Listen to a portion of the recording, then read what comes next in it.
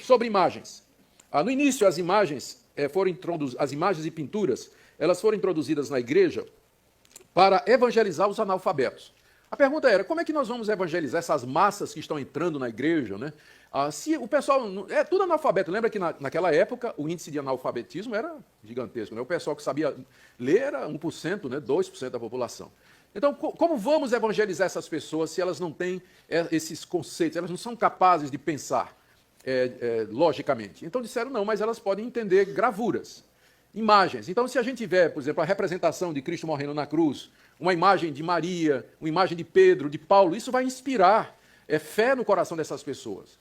E vai ajudá-las, vai servir como uma espécie de auxílio, como a gente faz com criança. No departamento infantil a gente usava, né, flanelógrafo, tem figuras, tem livros com gravuras para ajudar a criança, porque ela não consegue perceber. Então tem muita gente que também precisa de ajuda visual para poder entender o Evangelho. Então essa foi a ideia que abriu a porta para a entrada na igreja da representação de santos, de Jesus, de Maria e assim por diante, né? Era essa a ideia inicial.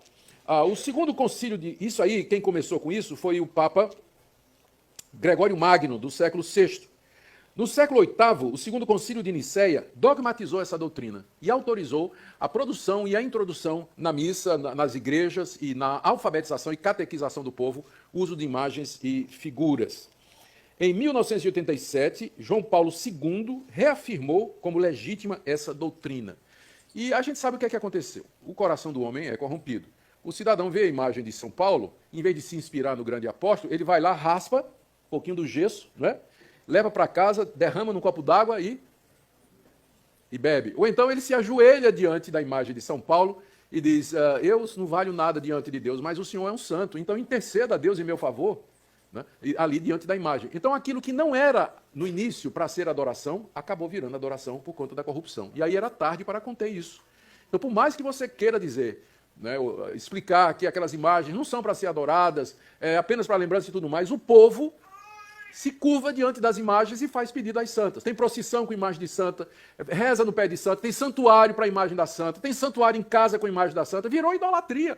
Idolatria completa mesmo, quebrando o mandamento que diz, não farás para ti imagem de escultura, não as adorarás, nem lhes darás culto. É claro, a Igreja Católica vai chegar aqui, um católico instruído vai dizer, pastor, mas o senhor sabe que tem uma diferença entre dulia e latria. Né? Dulia é a palavra grega que significa serviço ou veneração. Então, o católico, ele presta dulia às imagens, ele não adora, ele venera.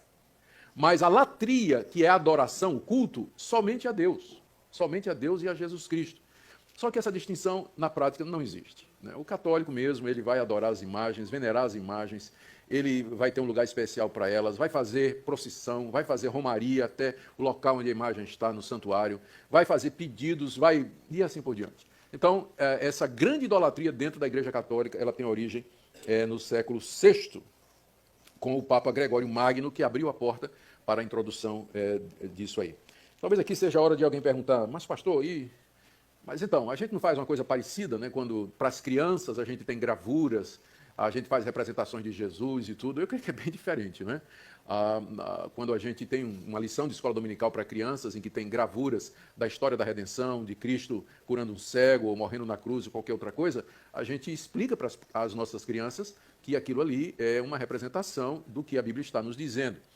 Não há nenhum estímulo para que as crianças adorem, venerem ou façam pedidos àquelas gravuras. Eu não conheço ninguém que foi educado na igreja protestante, indo para o departamento infantil, aprendendo com o flanelógrafo, com as imagens e com as gravuras, e que se tornou um idólatra, que por conta disso adquiriu uma imagem de Jesus, ou de Deus, ou do Espírito Santo, e venera e adora na sua casa. Não existe isso. Eu digo isso porque tem alguns irmãos que têm escrúpulos com relação a isso e acham que, para evitar a idolatria, nós não devíamos nem ter figura de Jesus no nosso material para o departamento infantil. Eu entendo o zelo desses irmãos, mas eu acho que aí já é ir longe demais. A proibição é você fazer imagens com o objetivo de cultuar essas imagens e adorar essas imagens, que está muito longe, né, do que se faz nas igrejas protestantes. Uai, seu app de vídeos curtos.